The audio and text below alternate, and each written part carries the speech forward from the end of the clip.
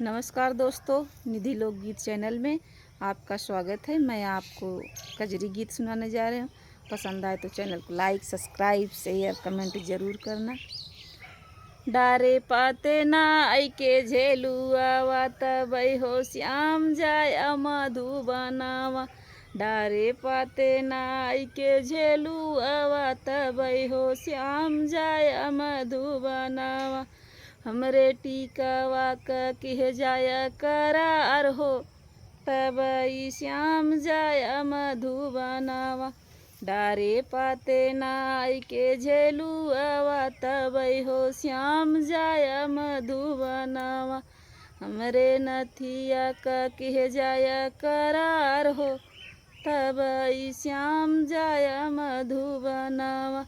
डारे पाते नाई के झेलुआ तबई श्याम जाया मधुबनावा। डारे पाते नाई के झेलुआ तबई श्याम जाया मधुबनावा।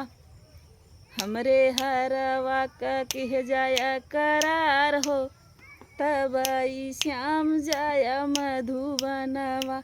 डारे पाते नाई के झेलुआ तबई हो श्याम जाया मधुबनावा।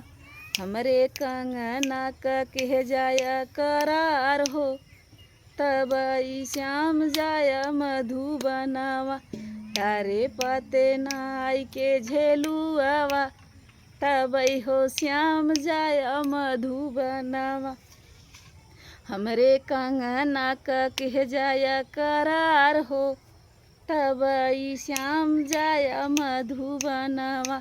डारे पाते नाई के झेलुआ तबई हो श्याम जाया मधुबनावा।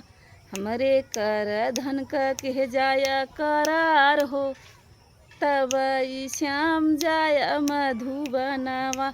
डारे पाते नाई के झेलुआ तबई हो श्याम जाया मधुबनावा।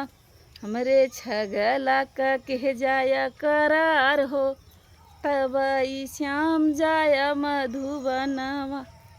डारे पाते नाई के झेलुआ तबई हो श्याम जाया मधुबनावा।